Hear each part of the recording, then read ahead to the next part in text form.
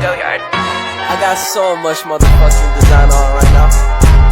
Break it down, bring it back, make it clap. I got 3 old thoughts, new guap, wear that thing. Bitches on my line, and you know they come straight. Pada tanggal 5 sampai 8 Agustus 1967, Menteri Luar Negeri 5 negara Asia Tenggara mengadakan pertemuan di Bangkok. Berdasarkan pertemuan tersebut, pada tanggal 8 Agustus 1967, Menteri Luar Negeri 5 negara sepakat membentuk organisasi regional yang disebut dengan ASEAN atau Association of Southeast Asian Nations. Hasil pertemuan tersebut seiring disebut Deklarasi Bangkok atau Bangkok Declaration. Menteri Luar Negeri yang mana mendatangani Deklarasi Bangkok antara lain sebagai berikut. 1. Ada Adam Malik, Menteri Luar Negeri Indonesia. 2.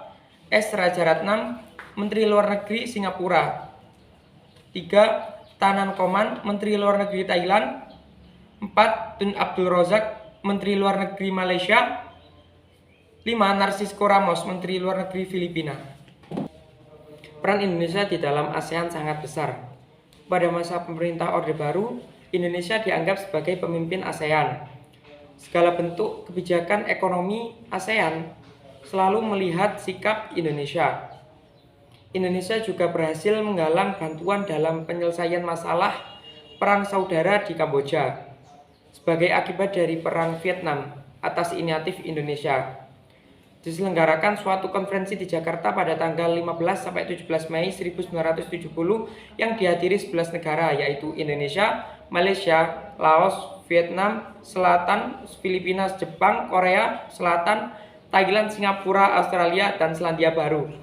Indonesia menyadari bahwa kerjasama ASEAN tidak akan meningkatkan kemakmuran rakyat nasional apabila keamanan dan stabilitas politik di kawasan Asia Tenggara tidak terjaga. Oleh sebab itu, pemerintah Indonesia berupaya membantu menyelesaikan sengketa di kawasan Asia Tenggara. Peran Indonesia dalam ASEAN sempat menurun sejak krisis ekonomi melanda pemerintah Orde Baru. Momentum untuk kembali berperan aktif dalam ASEAN saat Indonesia ditunjuk sebagai tuan rumah KTT ASEAN ke-18 sebagai tuan rumah sekaligus ketua KTT ASEAN mendorong 3 prioritas capaian ASEAN, yakni pertama, kemajuan yang signifikan dalam komunitas ASEAN 2015 dan kedua, pemeliharaan kondisi kawasan Asia Pasifik yang aman dan stabil, dan ketiga, mengulirkan visi misi ASEAN 10 tahun mendatang.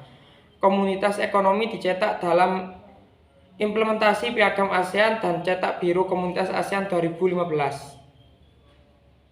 Kerjasama ASEAN dituangkan dalam bentuk komite. Komite yang dibentuk oleh ASEAN bekerja dalam bidang ekonomi dan non-ekonomi. Tiap-tiap komite ditempatkan di tiap negara. Komite yang bersinggungan dengan bidang ekonomi dikoordinasi oleh Menteri Ekonomi. Terdapat 5 komite dalam bidang ekonomi, yakni sebagai berikut.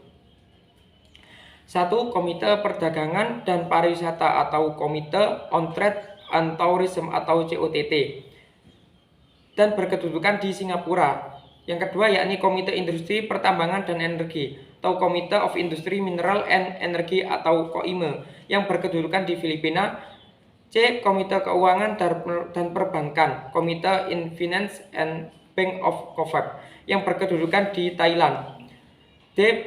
Komite Pangan dan Pertanian dan Kehutanan yaitu atau Komite on Food, Agriculture and Forestry atau KOFAF yang berkedudukan di Indonesia. E. Komite Transportasi dan Komunikasi atau Komite on Transportation and Communication atau KOTEX yang berkedudukan di Malaysia. Itu komite yang menangani bidang non-ekonomi dikelompokkan menjadi 3 komite. Tempat kedudukan 3 komite ini berpindah setiap 3 tahun. Komite-komite tersebut sebagai berikut. 1. Komite Kebudayaan dan Penerangan atau Komite on Culture and Information atau COCI.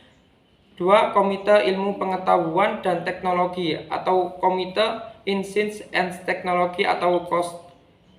3. Komite Pembangunan Sosial atau Komite and Social Development atau KOSED. Keberadaan ASEAN dalam pergaulan dunia mendapat tanggapan yang